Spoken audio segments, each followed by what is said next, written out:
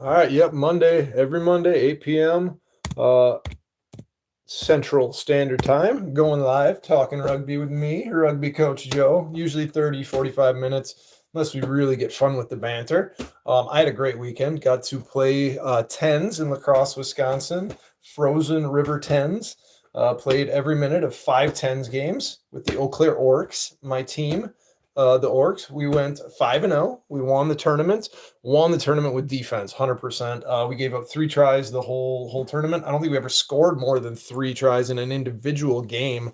Won a lot of matches. I think 2 of them we had 3 scores, and the other 3 we only had 2 scores. But it's in the snow. It was icy. It slows the game down a lot. It does make it sloppy. But we didn't put up a ton of points. Actually, I think the one game maybe we snuck in a 4th try at the end.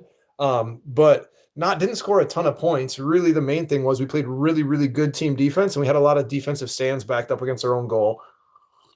Never gave up more than a single try in any one match. When you do that, it's tough not to win. So shout out to the Orcs. That was a super, super fun. Loved it. Had a blast. Really enjoyed it.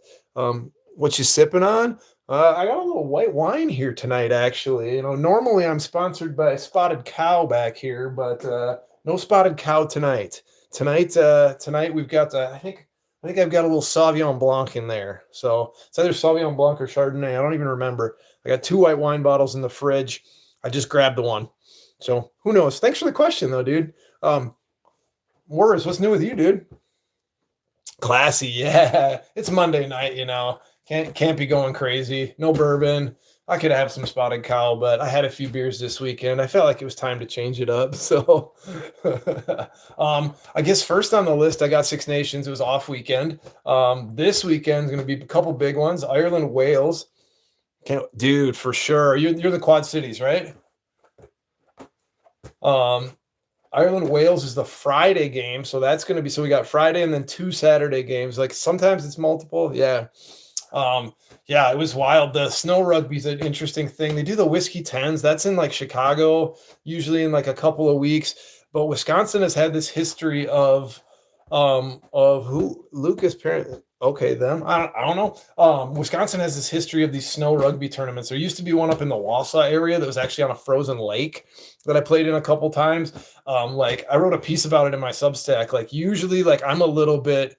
I probably played in like a half dozen of these, and like you see some weird injuries sometimes.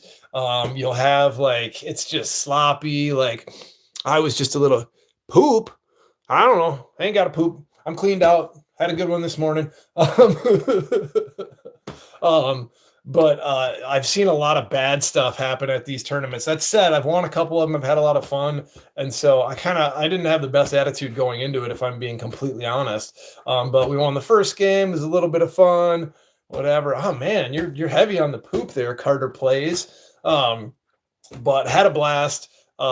Yeah, we went 5-0. Defense won the tournament, so there's that. But back to Six Nations. So Ireland, Wales on Friday. Wales had a much improved performance against Scotland. I felt so bad for them. I'm gonna later on talk about the one. You just show the license. Yeah, dude. Like sometimes I used to play up in Minnesota, and you didn't really play until like mid-April. Really, like there's no rugby to be had. You don't even start practice. Maybe the last week of March, you start practice. Like it's indoors right now. It's indoors or on turf or something. I know at Iowa Central they're playing on the turf a lot, and then they're playing like indoor sevens tournaments. It's a fun novelty the first time you do it. I would say after the more you do it, like if it's snow and it's like soft, good snow, it's lovely. It softens everything. It's actually a little better, I'd say, for the forwards. For like it's like everything's pretty direct. Like you're silly if you chuck the ball all over the pitch and stuff. Yeah, like no, it's just the way it is. Hey, what's up, Higmal Presidio? Hey, bro, how you doing, man? Good to have you. But no, it was not like that because it was super warm on Friday, and so like everything melted and then it refroze, and so there's like some snow, some not snow. There's ice everywhere. 2 of my teammates were stupid enough in the first game; they just had rugby shorts on, and I remember I'm like, fellas, you're gonna want pants. You're gonna want pants. Don't do it. No, just wait. You're gonna be bleeding by the end of this game. They were bleeding by the end of the game because they get cut up. You get cut up bad. Any of those icy conditions like that. From Indonesia, what's up? Hey, man, good to have you. I've been to Indonesia before, mostly Bali myself, but I lived in Thailand and Laos before, so I've been in your neighborhood. But we're in Indo. What island? I had a friend who used to live who lived for a long time. He spent his whole childhood in Jakarta.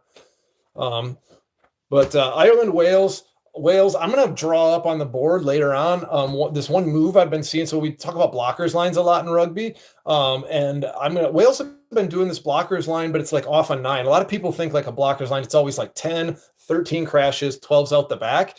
And you can actually run that move at a lot of different places on the pitch. And I've seen Wales have done it. Some of the couple times they've got at least one try in a game. And I've seen them run it a few times pretty effectively where they run that little blockers line off a 9. So I'm going to draw that up near the end on my board here. But I would love to see Wales finally get a victory. They need it so bad. But honestly, Ireland have turned it on so much. The last 3 halves, they're 2-1 in the tournament. I think they're in second place.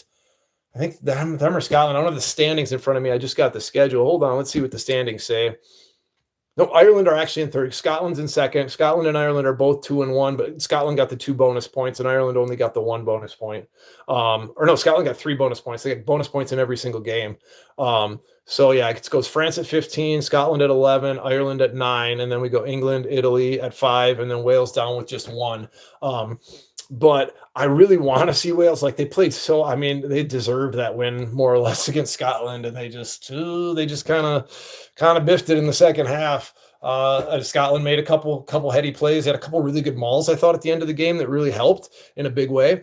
But I would love to see Wales get it, but I think Ireland have really been on ever since that early second half of that Italy game. So their second game when they replaced Prendergast at fly half with Crawley. They've just looked sharp ever since. And I think their pack's been playing pretty well.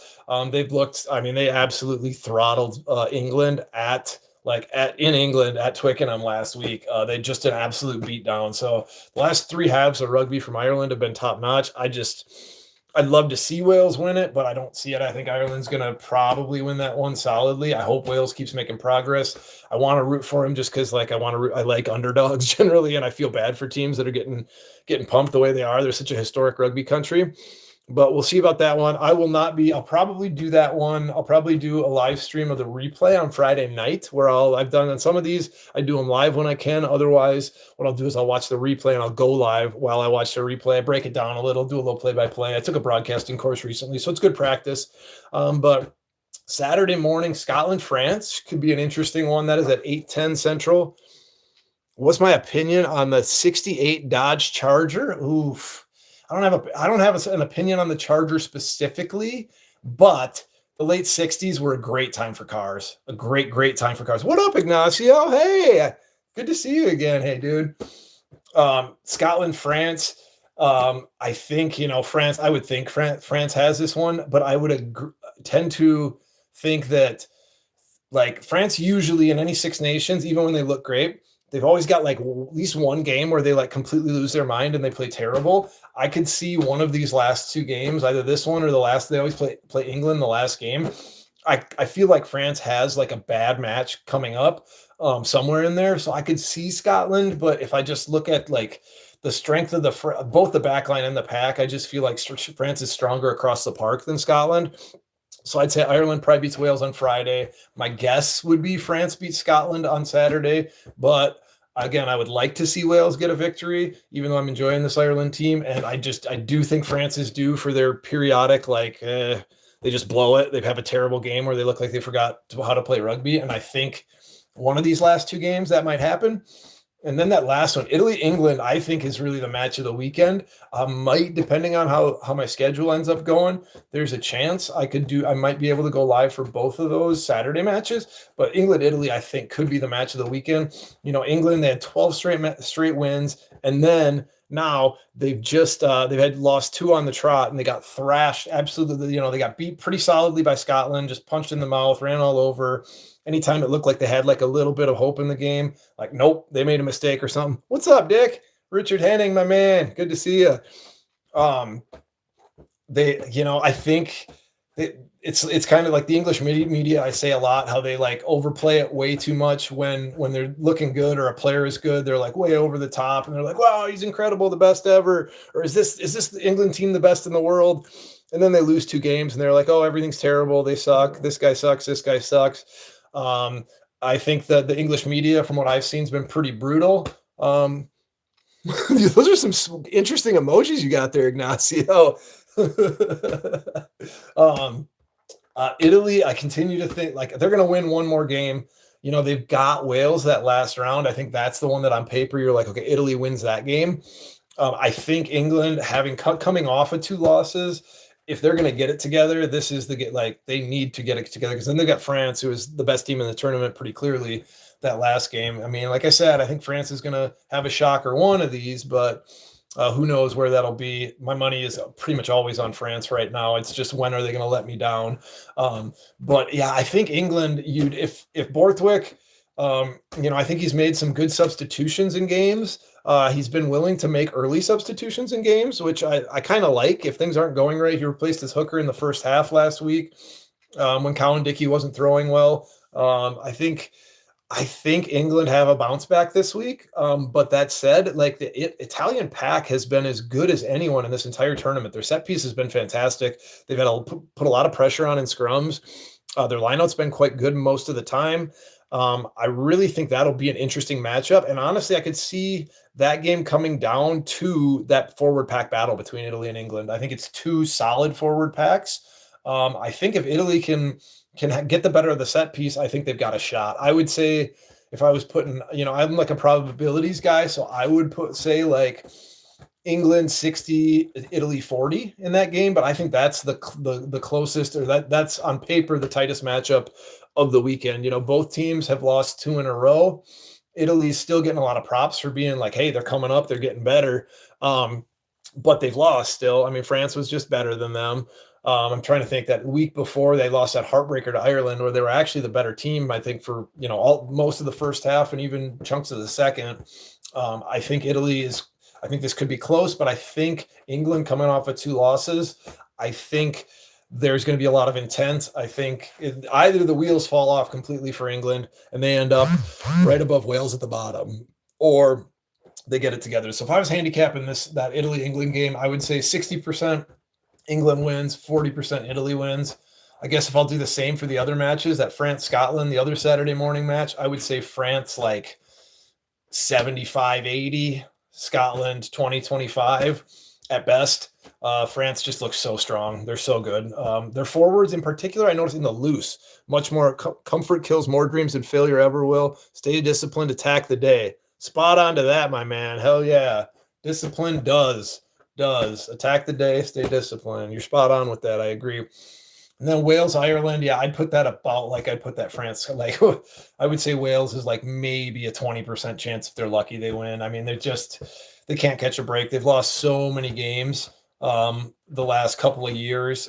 They really came so close the previous week, but I got to say Ireland's like 80-90%. Wales is like 10-20% tops in that one. So should be another week. I'm really excited for Six Nations to get back going. It's been fun for me to watch the games, and like I can watch the commentary in the always hits the day. Yeah. It's fun. I can watch like the announcers and the commentary, but I can't show the picture while it's happening, and I can't have any of the commentary come on. Otherwise, YouTube will like flag it. I'll sub if you do a frog sit. What do you mean like a frog sit? Like squat way down or like cross the legs? I mean, I can do like a full squat and stuff. Physical challenges. I kind of like it. Explain what you mean by a frog sit and I'm down. Or I can probably maybe I'll try and Google this real quick. If you just mean like squat down, like in like the Asian take a poop is the thing. I got that, dog. No legs touching the ground.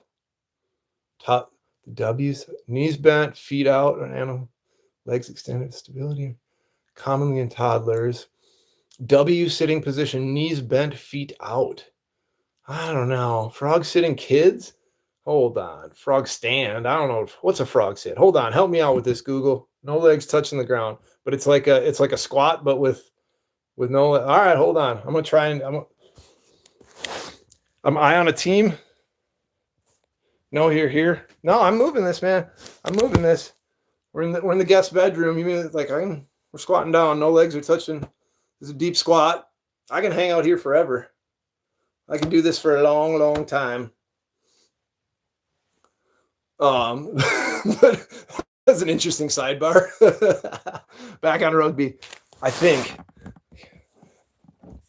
Am I on a team? Yeah, I've coached most of the last decade, and so I played on a team in Iowa called the Bremer County Bucks, who are out of Waverly. I still consider myself a member of them, but I'm only able to make about every third game or so. They've got, I think, 4 or 5 matches this spring. I'll probably make 1, maybe 2 of them if I'm fortunate. I look like the Big Show. Hulk Hogan's tights. That's a great username. I am not the size of the Big Show. I'm about 6 foot, about 195 pounds for those of us U.S. people. I like this past weekend, I played for the Eau Claire Orcs, which is a team out of Eau Claire, Wisconsin. That's a 3rd time I played for them. I would say I'm kind of like affiliated. Knees are on top of my arms. Oh, you're talking like a tripod? So I like so it's like a tripod. Okay. I don't know about that, huh? Let me see. So knees are on top of my arms. My hands, is my head on the ground as well? I'm curious. So I would say, yeah, the Bremer County Bucks are like my team. But then I kind of like guest play for a couple. So right now, look, love it, dude. So yeah, I would say Bremer County Bucks are my normal team, and that's who I play with most of the time. But the fact of the matter is that's about 3.5 hours away from where I'm living right now. So I can't really make practices. Can I go outside, please? I can't go outside. No, it's dark outside right now. It's dark and it's cold and it's snowy, and I'd need to put a bunch more clothes on to do that. I'm in like sweatpants and this tank top right now. No, it's rough outside right now, Ignacio. No, it's Wisconsin. Nah, can't do it right now. It's dark. You wouldn't be able to see me anyways. But I'm kind of like affiliated with a bunch of rugby teams. I guess coach a little bit. Please. I love it. But I mean, the main thing, I'm just like a rugby fanatic. In rugby, we call a person like me a rugby whore. So I was a rugby whore this weekend. Like, I just played with my friends because that's what I do. The Orcs, they've been around for, I think, 3 or 4 years now. Tomorrow for real. My brow doth furnish the affluence of 1,000 seraphim descending to vanquish the iniquity of the world. That is deep and somewhat biblical. Okay. Where was I? I've gotten lost with all this interesting chat we got going on here. Please don't make me unsub. So you're saying no, Ignacio, tomorrow, no. Tomorrow's Tuesday. Tomorrow's busy. I'll be next one, unsightly about. That's fantastic, Private Snowball 67. All right, hold on. I'm going to try and do this. This frog sit you speak of, what I'm thinking of is a tripod. So I'm genuinely going to try and do this here. You just mean like this? Because I can do this. Oh, no, I can't very well, actually. If I go here, I can do this for forever. Like, I can hold this. But is this frog sit, you mean just like chilling up here? I don't know. That's my attempt. All the best. But yeah, so I was a rugby whore in La Crosse, Wisconsin for the Eau Claire Orcs this weekend. It was a bunch of fun. Thanks, dude. No, I'll next go live for sure on Saturday morning here. So it's 8:10 a.m. I usually get on like 5 minutes before the game starts. So like 8:10 Central Time, I'll come on and I'll do that 1-6 Nations game. And hopefully I'll be able to do them both live. Or no, actually, Friday night, do I do Blumk? No comment. Hello though. So no, probably as long as everything works out there. It's always dependent, if the baby goes to bed nice and early, I'll probably come on Friday night about the same time, like 8:30. And I'll do the replay of that first 6 Nations game. So that was that Wales, Ireland game. Good chance I come on and do a live stream Friday night. Not for sure. For sure, Saturday morning I'll be live again. Fat Nick, what up, Fat Nick? Her.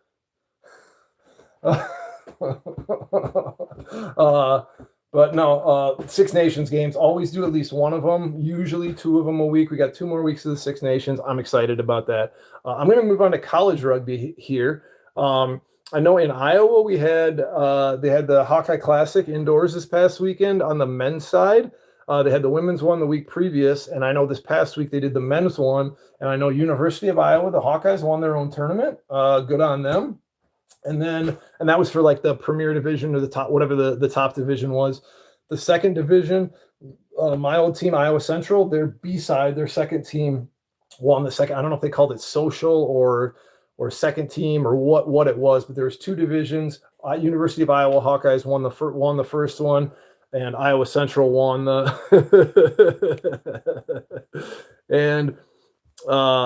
and then Iowa Central B-side did won the second, whatever the heck they call the second one. There was a couple other college rugby matches this weekend. I saw Lindenwood beat Life, which was actually a real big one. Life has been, I would say, the most consistent, like kind of like top team in the U.S. for the last few years. And Lindenwood, I would say, like Life has kind of been like their boogeyman. Lindenwood always seems to get tripped up in the national semifinals. They've had a lot of close games against Life. Can I answer your question? What's your question? Depends, Holden. Depends what your question is. I think that's a huge win for Lindenwood as a program. I want to say, I think I saw the scoreline was 18-15. That is a big win. So unlike the D1 USA Rugby, like D1A, I know they are fully like in the full swing. So you got like that's some of the best 15s teams in the country. Life and Lindenwood both, but a lot of the other ones like the California Conference, they've been well underway for a good month now. So I think you got the Cal Golden Bears. I think they might be playing UBC soon. I'm not sure if they have yet. They always play every year. They do a big series, University of British Columbia versus, can I answer your question? Oh yeah, that's your question. I can answer your question. Can you answer me, Ignacio? What you got in there, Ignacio, again? But Cal UBC, that's like one of the ultimate, like Canada versus US. Those are consistently two of the best teams in North America, especially at the collegiate level. Both of them churn out players to the national teams after guys graduate. That would be a good one. I'm not sure if that series happened, but mostly I was busy playing on Saturday, as I said. So didn't really pay attention, but I did manage to catch that Lindenwood over Life score, which is that is a big breakthrough for the Lions of Lindenwood out of the St. Louis area, St. Charles. I used to coach at Lindenwood's Belleville, which is technically the same university, but they had a campus on the Illinois side of St. Louis. And we had a good thing going on with the rugby program. We won a lot of games. We won a Sevens national championship back in 2019. But then Lindenwood closed down the Belleville campus. So I had a lot of great players, a lot of great memories there. Really, in a lot of ways, I wish that if Lindenwood would have kept the Belleville campus around and would have kept it going, I think I could have ended up staying there and coaching for a long time. I really felt like we were building something special. I had a lot of players who I coached there who ended up going on playing some time in Major League Rugby. Really feel like we had a great thing going, but ultimately Lindenwood closed the campus. So I've got a little chip on my shoulder about that, but that's okay. I want to see. I love the St. Charles. Your dad says time. Take her easy, Ignacio. Have a good night, man. I want to see, like, I know a lot of players who've gone through Lindenwood as well, and so I really enjoyed the rugby scene in St. Louis. So I kind of root for them a little bit. I want to give props because them beating Life is a big deal for them as a program. They're consistently top 10, if not top 5 in the nation. They seem like they regularly get tripped up in that semifinal. The fact they beat Life, maybe, okay, close game, they won it. I could see that being like, okay, maybe they break through. Maybe this is the year they make the final, win the final. So shout out to that. Other one I got, Frozen River 10s again in La Crosse, Wisconsin. If any of you play rugby on an icy field, wear pants. I cannot stress this enough. Do not wear shorts. Do not have any bare skin, not even your hands. Wear gloves when you play. All right? It's sloppy. It slows it down. It's fun. I think as a 41-year-old who's never been that fast, part of me really enjoys it because it's direct. I can't get toasted because there's not enough space. Like guys who are really steppy, you can't cut really well on an icy field, like frozen icy field. The flip side of it is it is very direct, but also the ball gets a little sloppy. A lot of drops, a lot of balls on the deck, a lot of just sloppy rugby. I did have one moment this weekend. I wrote about it in my Substack article, which seems to have gotten a little bit of traction. A lot of people told me they liked it. I had a few personal messages and stuff like, hey, you caught the essence of social rugby there. So it was called an ode to social rugby. And, it's just Substack, Rugby Coach Joe. But in our second game, so we have this captain's meeting at the start of the tournament. We're like, hey, it thawed yesterday and then it refroze overnight. These fields are not in very good shape. This is social rugby. Please don't try and, if we can take it a little easy in the tackle, if we can set guys down nicely, yada, yada. And I'm down with that. Like, that's the way, like, we should. This was not for any real championship. It was for a belt. It was pretty sweet, actually, like a wrestling belt we got for winning that thing. So in this thing of like, yeah, be gentle in the tackle, yada, yada. Every once in a while, when players would get wrapped up and it's not really going anywhere, guys would just set them down rather than like finishing the tackle or smashing them into the ground or anything like that. And guys would even say like, hey, I'm going down, stuff like that. So I've got the ball. I'm like driving through. I'm like, maybe I get the ball maybe like 10 meters out. I think it was like a quick tap. I take the penalty. I kind of take a little gap. Two guys are like tackling me, but I'm kind of driving. I'm still making. I'm a few meters away from the try zone. My teammates are behind me in support. They're starting to yell to me. They're like, go down, go down, go down, get to deck. And so then, I stall, and I basically stopped. I'm being kind of held up by these two dudes. My teammates are yelling at me to go down. I lose any forward momentum. And I say, I'm like, I'm going down. And like, I'm going to, and so then I'm like just turning and I'm going down. And then like out of the corner of my eye here, I see like, there's the corner of the try zone, like 1 meter away. And so I go down and then I just stick my hand out and touch it down and score the try. It was true. I felt so bad, like immediately, like I couldn't help myself. It was just a straight reaction. Didn't plan it. I genuinely, when I said it, I'm like, oh, I'm just going to go down and present the ball. But I said, I'm going down. I start going down and I see the try line like right there. And I see there's nobody really in front of me. They've kind of got me wrapped on either side, but like nobody's in front of me blocking. I go down and then I go, boop, try. And the sir is like, yep, all right, you got it there, try. The one other interesting thing, so the one field had posts. The field where I committed that act of treachery there and trickiness, there was no posts. And they said at the start of the match, you can take the kick from wherever and we're going to judge it on style points. So the referee and one player from each team just stand there and they give you the old thumbs up or thumbs down. And so we had guys a couple guys drop their pants to their knees. They kept their underwear on and stuff, but they dropped their pants to their knees.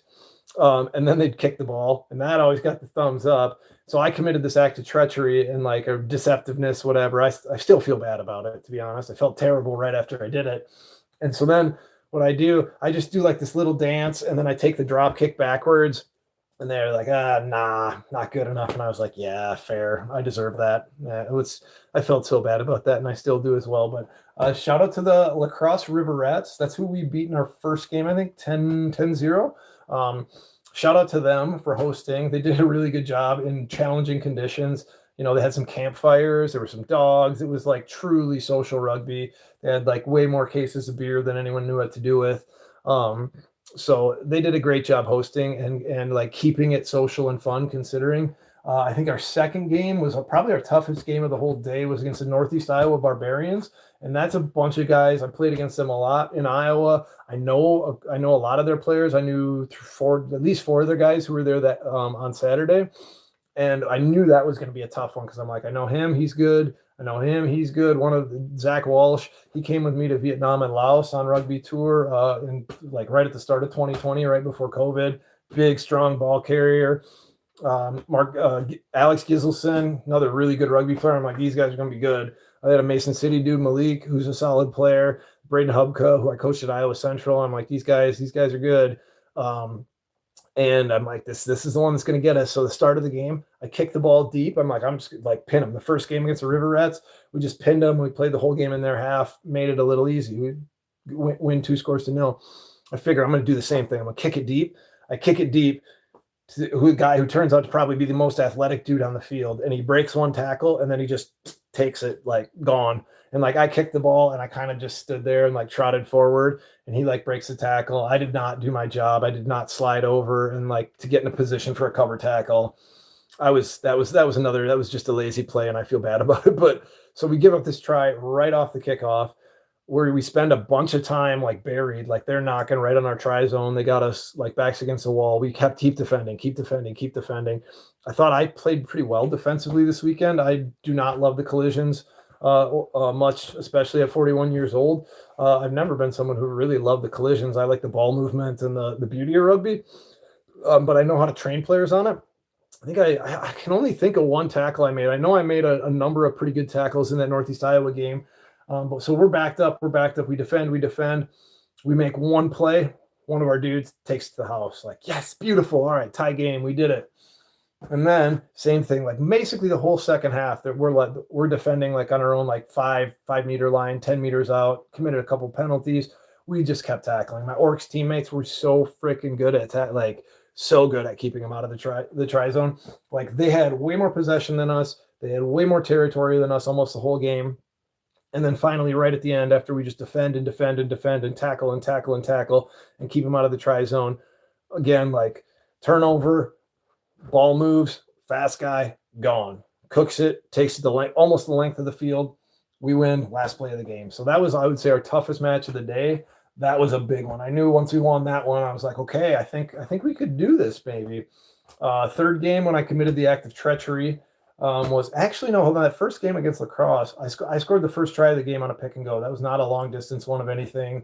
The second try, I think I had a play, like I helped out with that. I made a pass or something that sprung a guy, but I did score the first try of the day on a little pick and go right down, like real close to the line. Somebody else did all the work, and then I just picked it and, kind of like carried one tackler and got it down.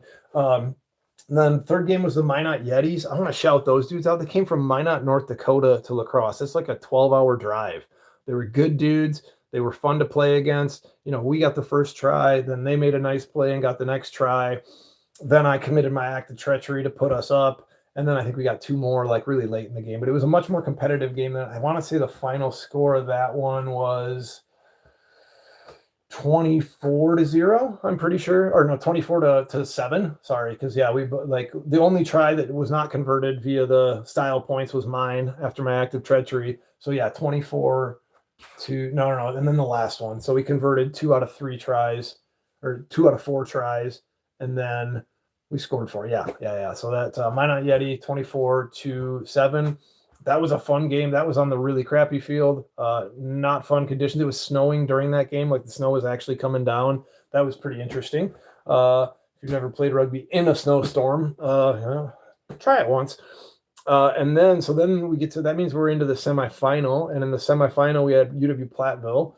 And in that one, I remember I was like complaining before the game. I was like, this is stupid. We're a men's team. Why are we playing college? Because they had like a men's team bracket or a men's team pool, and then a college team pool. And so each pool you played like a round robin. So you got 3 games on your own, and you're playing against your own age group. College kids play college kids, men's club play men's club. Didn't realize that then they seeded it, and then it was a crossover. So we played the number 2 seed from the college clubs, which was UW Platteville. And I was sitting there, this is dumb. Why are men's club playing? And I kind of figured like, okay, they're young, they're spry, yada yada. This is dumb. I don't like it. I don't want to do it. And then we played a great game and we beat them, I think 12-7. So that was wonderful. And then I was happy again. And then we had Winona State in the final, who honestly I thought, based on everything I'd seen, like they looked like the best team there. We won the tournament. I think they won their games more convincingly, consistently. They had at least 3 big dudes who like had nice soft hands. They were running people over throughout the day. They had a back line that could actually move the ball. Their passes were going to hand. They did well. I was happy to be in the final, but we really put it together. Honestly, that was probably our best game of the day. I thought we got fortunate with one call. So I scored the first try of that one on a quick tap, where I just like quick tap, dummied, and then just split the gap. Like they went for the dummy. I went untouched, just touched it down in between the sticks. So that was good. Made the conversion. And then they had the same thing kind of as the Northeast Iowa game. We were backed up in our own zone a lot. Like they were close to our try zone for a long time. The Orcs guys defended. They were like right there. Guy reaches out to score the try, and you saw it bounce, and I think I didn't have an angle on it, so I don't know. The guy was like, "No, I scored," blah blah blah, and the ref was like, "This is what I saw. I saw you go to score, and I saw the ball get hit, and I didn't see downward pressure for sure from your hand, so I got to call a scrum to them." So not sure if the Winona State kid really did score. Sorry, bro. Technically the referee has to see downward pressure on that, and I could see how basically like the picture I saw and the picture he saw, like I didn't conclusively see that he scored the try. I saw him go to score the try, and I did see the ball bounce. So I understand how that looks like a knock on oftentimes, and I think that's why I got called a knock on. So then we had a scrum. Had a scrum get stolen. It's the only one of the day. We got lucky, something, they knocked it on. So we had another scrum. And I'm like, I'm booting the crap out of this ball. So took it out the back of the scrum, took like 2 side steps and kind of like sideways box kicked the crap out of it way downfield, like cleared the zone a little bit. Again, we defend. Eventually another mistake. I give it out. I played scrum half all day, so my job was basically to tell people what to do and pass the ball, and I think I did a pretty effective job of that. And just gave it to Eli. I think he was our youngest guy on the squad for the Orcs. He's like a state track kid. He's really fast, really good player. He's got a lot of potential. He's only been playing, I think, for a year, maybe even less.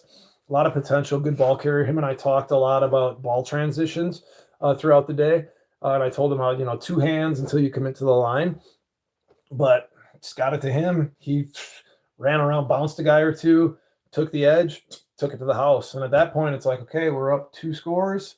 We got it. All we got to do is not give up a quick one. And then I basically spent the last 2-3 minutes of the game just telling like, nope, don't contest the rucks, don't anything. Just keep defending. Just keep making tackles, make the clock. Clock's our friend. Just tackle. And that's what we did. They kind of took the ball like way downfield. There was at least 1, maybe 2 penalties on us in that last sequence. But at some point it was like, no, time is up. It's like, we could just let them score and still win, but we didn't. We defended bravely, eventually forced 1 more mistake and the game was over. But yeah, shout out to the Orcs dudes. The guys just tackled like machines all weekend long, all Saturday, and really defense won the day. We gave up 3 tries in 5 games. And that's how you win. Like if you don't have to score very much if you don't let the other team score. And we blanked 2 teams, and all 3 teams we let score. We just gave up 1 try each game. So that made things really easy for us. So last thing I'm going to do tonight is talk a few rugby skills things. I put a bunch of shorts out. My most common thing is I do like a short pretty much every day. A lot of them are skills ones. Some of them are just silly, like pump up, go American rugby stuff. But I want to talk about the little blockers move that Wales has been running with their forwards. And then I'll talk a little bit of ball transitions, ball skill stuff. But so usually when people think like blockers, where it's usually the context that's usually in is like a fly half and the centers. And so what you'll usually have is you'd have like your 10 here, go like 10, you got 12, you got 13. And so like the pass will come to 10, he'll take a little step or 2 with the ball. 13 will run this crash line down here. And then 12 will run this line here. And a lot of the times it should be an option play. Like if it's open, kind of depending on where defenders are, let's say that there's a gap here. He can give it to this guy here, but usually what they're looking for is to make this pass out the back. And then this guy's looking for an edge. And what ideally what you're hoping happens is that on this, I always like to do like, that's like the angle of like the shoulders and hips right there. So as he does this crash, you think 10 commits this guy. If you get him to turn his hips in, now there should be this nice little gap for this dude to go in right here. So that's like a traditional. And usually most people think of blockers lines. That's the context. It's like, oh, it's a backline move. It's not necessarily, it doesn't have to be. That same little action can be done all over the pitch. And one of the things Wales, I think, have done really, really well, and you've seen it, I think it was in their first or second game of the Six Nations. They scored 1 of their tries off of it. They almost scored another try off of it. They're just off a little quick tap play on the try line, and then they run they run it off the 9. So it'd be like the forwards would tap, they'd take it up. So this R is going to be a ruck. All right, and these X's are going to be defenders. So you got like a post defender here. You got the next guy. You got these next couple. All right, and then what they have is so this would be a forward, and this would be a forward, and all they do off of this ruck right here is a scrum half, number 9 right here. This forward just runs this under his line, and consistently he'd always hold at least these two defenders. What would usually happen is this guy then he shoots on him a little bit, and then again, like his shoulders and his hips are in, and then this guy just delays his run just a little bit, and then he goes there, and then this guy doesn't have time to pinch in, and then the pass just goes like a nice flat pass right behind this guy running this under his line.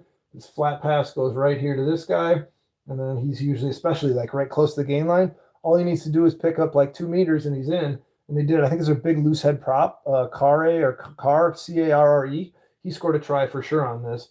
This move, while it's usually thought of as like a backline move, you can run this action all over the pitch. Like one guy runs this under his line, and all he's looking to do is commit one or ideally 2 defenders. And especially if he can get them like that shoulder and hip turn inward, like towards the ball, they're never going to be able to turn and tackle this guy here. And if there's any sort of a gap to work with here, if these shoulders and hips are turned in and this guy's too far away, like there's your gap. Wales did that really well a couple times. I have a feeling they'll probably run it again at some point, but that's where you can do that blockers look that you usually see out in the back line or whatever. No, it can run off of the bottom of a ruck off a 9. You can run it a couple passes out in the back line. There's more ways you can do it. But one other thing about a blockers line, and it's kind of how France is doing this as well. It's a little more loopy, but France is doing kind of another version of the same thing, but it's in the outside channels.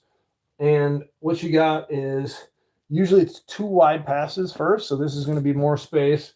So let's say the ruck is right here, and you'll have, this might be 10, somebody who's a first receiver. Let's say they've got like 13 out here. They do a really good job of like presenting forward options. So there's like a number of forwards in here that are just filling. And so then the defense, you got to think, these defenders, so let's say the first pass goes to here. All right, these defenders have to respect that he could run. And then they'll make another, now as this pass goes, these guys are options. These other forwards are options here. So these defenders have to sit there. All right, and now we keep going out with this. All right, a lot of times I see they often have 3 forwards in between them. It's like a full pod, but they're flat, so they're all an option off of this first receiver here, off of the 10. And then so it's like a wide pass to the first receiver, and then he'll go wide to whoever that is. Meanwhile, these defenders, they're cooked because they have to respect that each one of these guys could get that ball.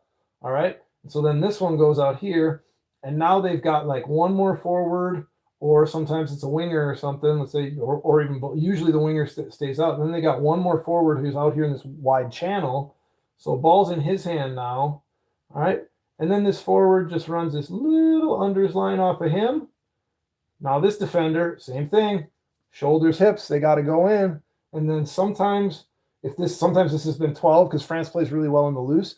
So sometimes maybe this is 12 and then 10's out, but a lot of times it's a 15, or sometimes they'll even bring the weak winger all the way through here. And all of a sudden, this other backline player, he turns up right behind this guy, bang, there's a space. Now they're into open space. France has done that over and over and over again in the Six Nations. They're getting a lot of line breaks out of it. It's this wide pass, and they've got enough options here, but then they've always got one more guy ready to run this little unders line, kind of the dummy or the decoy on the blockers line. And he just runs this itty bitty little line. He's not even wide. He's really close. He doesn't even have to come screaming through there. He just looks like an option off of his hips. And then you've got a fast guy coming right behind him. And now all of a sudden they got space wide, and now they've got a line break and a breakaway. So yeah, 2 different ways that you can use that blockers action look, but in more than the standard. Like I said, we're used to it being 10, 13 crashing, 12 out the back. You can run that same action a lot of different ways. The craziest dude I ever played with. Oh man. Craziest dude I ever played with. Let me think about that. There's a few of them in college at UW Eau Claire who are pretty crazy. James Taylor, who is now a doctor of chiropractic down in DFW. He's up there. He was pretty crazy. I got a couple buddies in Thailand. I got to say it's one of 2 guys in Bangkok. I'm not going to name their names. I'm not going to shout them out. But most of my very craziest rugby stories and like the craziest people I know from rugby are people who live in Bangkok. and I've been to a lot of tournaments out in Asia. There's two guys in mind, and if they happen to be watching this, I think they'd be like, I think he's talking about me. I know some crazy dudes who live in Thailand, who lived in Bangkok. It's those dudes. Good question. So that's all I got with the whiteboard tonight. Like I said, look for those, both Wales and France, to run those kind of like versions of blockers lines in the Six Nations this weekend. Both of them have done them repeatedly. France in particular. Wales, they've gotten a couple of their tries off of that action. And then France, they generate so many line breaks off of that. And then they also do a really good job of looking back to the short side with their wingers. So their wingers will come from the opposite side, and then all of a sudden you'll have two wings like on the same side because they're inserting from across the field. They'll also on their kicks over the top, like a French player, a lot of times it's the fullback or the fly half. The kick will come, they'll catch it near the sideline. They've still got the winger. They'll take one or two steps infield, like back towards the middle, and then they right away reverse and look, and they'll hit the winger on the edge. And that's dynamite move. Absolutely dynamite move. And it's super simple because a lot of the times, okay, he's going to run. He wants to take it towards the middle of the field. That's like the highest percentage sort of thing to do in that situation usually. But the fact of the matter is, you take that one or two steps in field, those couple nearby defenders, they drift, they turn their hips and shoulders towards midfield, and now all of a sudden that winger's got 5 meters right along the sidelines, and if you can hit him back there, he's off to the races. Adesagba, who I think they moved him to fullback, he's been dynamite out there, and BLBRE is one of, if not the hottest winger in world rugby right now. That dude is electric on the wing. They're always looking to go back to him on that short side, that short wing, and then he's always looking to either finish, like dude backs himself. He's got great, it's the sort of attitude you want out of a winger. Like he'll go. He like trusts himself. Like, nope, I got it. I can finish this. I'm going. Or he'll also put that. He's always looking to drop it down and put that little chip kick in. He's so good. I don't know if I've ever seen a player who so consistently can put that chip kick in so quickly and regather it and score tries. So look for that out of France. Like I said, those blockers lines, both them and Wales, just kind of like a different version of the same thing. And then look for France. Watch how they use their wingers. Watch how they'll like show the movement towards towards the center of the field, and then all of a sudden they're hitting a winger like back to that short side. Super effective. They get a lot of line breaks out of that. Last thing I want to cover with rugby here is a couple ball skills. Like, ball should be your friend. Like, if you want to get better at rugby, there's two things I tell every single player. Watch more rugby, watch full games, not just highlights, watch full games, and like watch it and pay attention to what the players do off the ball and the decisions they make, and then handle the ball a lot. Nothing bothers me more than some people who've been playing for a long time and they do not have ball skills. You get ball skills and you get friendly with the ball by handling a ball a lot. That can be by yourself. You can just sit here, all right? So right here, especially with spin passing, I see this all the time. Guys who can't pass off their weak hand, just sit here and pass this thing weak hand. Just get it to roll off your fingertips over and over again. It should roll off of these fingers last. It shouldn't be, your thumb, these fingers, they're there in the grip. But as this thing leaves your hand, it should roll off of those fingers right there. Like your thumb should leave first, your pointer finger should leave next, and then right there. It should roll off of these fingers, like it should roll towards the pinky. And you can just sit there and do it one-handed, because again, like a spin pass is pretty much, it's all just the one hand. This, a lot of times what I'll do with guys who need work on their spin pass is I'll tell them pass one-handed, pass one-handed, pass one-handed, because it really is, it's pretty one-handed. And then I'll have them, okay, now add your guide hand, but just add the finger. All right. So now they've been doing one-hand passing, one-hand passing, one-hand passing, one-hand passing, one-hand passing. Okay. Now you can add your guide hand. But what I'll see them is they'll come all the way back and then they'll do here and they'll start like using this hand too much.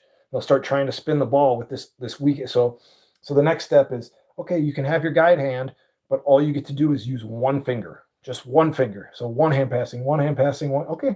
All right. There's your guide hand. All that is to steady it and just a little bit of the finish. So last one with the ball skills for today, transitions. Talk about them a lot. I put a short out this morning where I talked about the stiff arm, but it's also with the ball transition. And this kind of translates to what I talked with one of my Orcs players, Elijah, this weekend.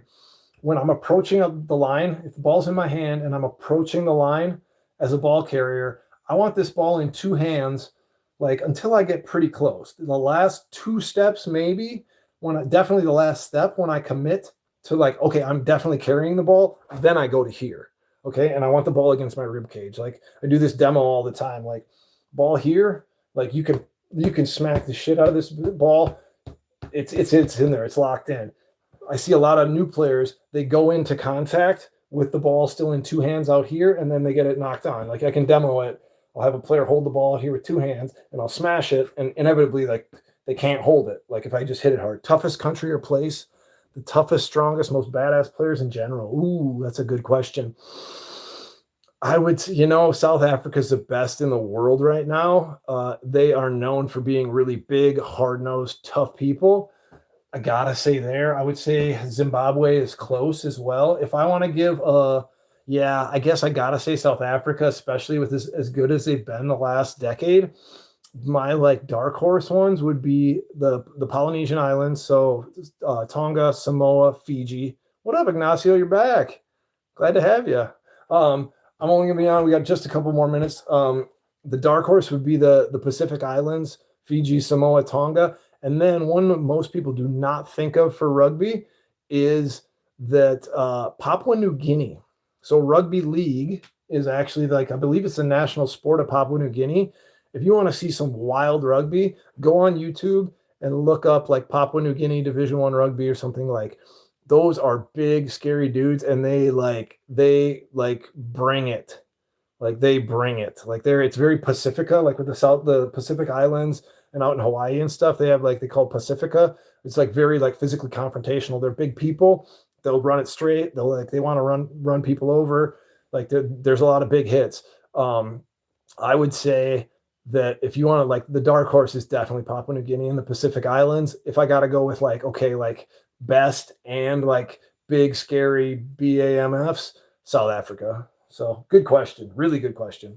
But that brings me to the last one. So ball transition. So while my ball's in two hands and I'm approaching the defensive line, they've got to respect that I might pass it. I could even kick it when the ball's in two hands. I could drop it down and kick it quick. I could pass, or I can do that quick transition. Again, I wait till the last two steps.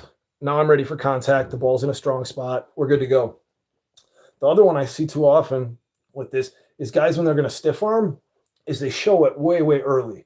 They're just they're running in and they're 5 steps away and they're getting ready with it. If you show me your stiff arm early, this is easy to defend. I can chop it and then I can just get your legs and I get you at your hips. What you want to do is I keep the ball in two hands. Maybe I'll pass it and then here and then be late with the stiff arm, but just in time.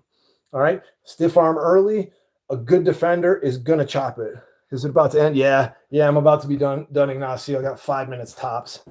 So if I don't see you again, Friday night, I think, is be the next one. Saturday morning for sure. But you don't want to telegraph the stiff arm. When the ball's in two hands, it's not even the guy who's defending me. It's the next two defenders, the help defenders, either side. Bye, dude. Because as soon as I go to here, those help defenders, I'm not passing, or if I'm going to pass, it takes me extra time to move it back here and be ready to put it to pass it. If I got it in two hands, they have to respect that I could pass it. And now they got to keep extra attention on their own guys. They need to mark it. So that gives me more space to keep that one guy who's defending me isolated.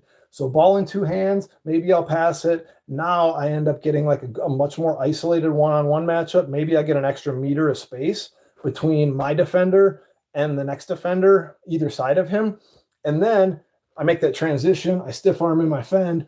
Okay, now, because I didn't telegraph it and they had to respect the fact that I might pass, all right, now I've got the extra space. I make the fend. I stiff arm my guy, and he's an extra meter away, so now I'm through the gap. So those little ball skills, you want to get better at rugby, handle the ball as much as you can, watch a lot of rugby games, but watch games and watch what guys do off of the ball. And then ask yourself, or watch a specific player or two. Hey, I know he's good. What decisions do they make? How do they set themselves up off the ball? All right. And notice, especially when you see that, because what highlights, guys want to watch highlights. And I talk to pro coaches and they say, yeah, even our guys, they just see highlights. They just see the game highlights, yada, yada. how you really learn and upskill yourself and get the rugby IQ is you watch that build up to the try. And a lot of times that build up is several phases beforehand. Watch how the players put themselves in the right spot off the ball, and that eventually leads to that extra gap. That eventually leads to the awesome try that's on the highlight. But if you don't watch the whole game and you don't watch that with like a critical eye and be like, oh yeah, I know, oh, look at that little dummy line that guy ran, whatever, that little dummy line is actually the thing that allowed the try to happen. So handle the ball a lot, watch rugby matches, full matches, watch what guys do off the ball, ask yourself why they're doing that and or why'd they make that decision in that situation, and then just have fun, because rugby's fun. Like, rugby's so fun, best sport in the world. I had a ton of fun playing rugby this last weekend in La Crosse, Wisconsin with the Eau Claire Orcs. It was super cool as a 41-year-old to go 5-0, score some tries, like get to be a champion again for a day. We got a belt. I was wearing the belt on my head while I was drinking a beer, celebrating the win at the end. The most crazy injury I've seen playing. I've seen a couple of compound fractures, like tib fib, like like the leg broken and the bone sticking out. That's pretty gnarly. I saw a guy dislocate his hip. That was gross. I mean, that's like just weird. Something's, it doesn't like look as gnarly, but it's like, it's a bad one. Like a hip dislocation is really bad. I've broken my face. I hate seeing shoulders. Like anytime a knee or something is like bent wrong. Yeah, I've seen it. I've seen 3 different like tib fib compound fractures where like the bone is sticking out of the leg. That's probably like the grossest ones. Personally, I've broken my face on both sides. I've had shoulder surgery. I've broken head, thumbs, foot, a bunch of stuff. But the worst thing I had, like this whole, my face, like all here, this is all steel. I've got like steel that goes like basically from like my nasal cavity right here, like all the way around my eye. And then it goes all the way back, like right by my ear. And so that's like if you see an x-ray on my face, it's like, it's pretty gnarly. And there's all these screws up in here, but no, tib fib fractures, compound fractures are really gross. Trying to think anything worse than that, like broken noses, broken, stuff bending the wrong, like you see broken fingers, like, fingers bent the wrong way. That's not that uncommon. It's gnarly, but it's not bad. But yeah, tib fib fractures, tib fib, compound fractures, bones sticking out, like the calf is like bent at a weird angle, and it's like the bone is sticking out of the I get heebie-jeebies just thinking about it. Great questions, Reverend Lowe. Appreciate it. I'm going to get out of here. It's getting late. I got an early morning. Thank you all for being here. I really enjoy these. This is how I stay connected to the game I love.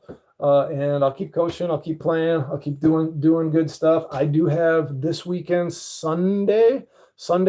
I'm doing a presentation at the sports complex in Madison, Wisconsin. It's actually Cottage Grove, just outside of Madison, Wisconsin. Putting on a coach education thing. It's called Making Rugby Safe and Fun. So it's kind of a 2-parter. My other presenter, Jess Berta, the front end, she's going to do some of the more official USA Rugby stuff, kind of like contact ready, scrum safe sort of things. Now I'm going to take it in because I believe 2 things. One, rugby is a dangerous game, so playing it safely as you can is important. So especially for coaches, how can we have a duty of care? What can we do to make rugby as safe as possible for the people we're coaching who are playing this dangerous game? And then 2, rugby should be fun. And so that's a big one with me in American rugby. And I get a lot like, how do I get like high school coaches, youth coaches? How do I get more kids? How do I get make it super fun? Like, because especially with kids, junior high kids, high school kids, elementary school kids, if the ones who are there are having fun, they're going to tell their friends and they'll do the recruiting for you. And within a year, if you make sure that your group has a lot of fun for a year or 2, within a couple of years, you'll have way more participants. So keep it as safe as possible, because rugby is a dangerous sport with the contact and stuff. But make sure, especially at the youth levels, make sure that there's a big focus on fun. And there's a lot of things you can do to keep rugby fun. Games you can play, ways that you can just tweak drills, modify things. Like if the players are having fun most of the time, that's gonna they're gonna be in a better mood. And on the margin, you think about a men's club or a men's or women's club. If your players, they come to practice after work, they got families, they're not seeing because they're at rugby practice, but they have fun. Okay, so then that, you get halfway through the season and they're some people are starting to text the group chat oh no, sorry, I can't make it tonight, blah, blah, blah.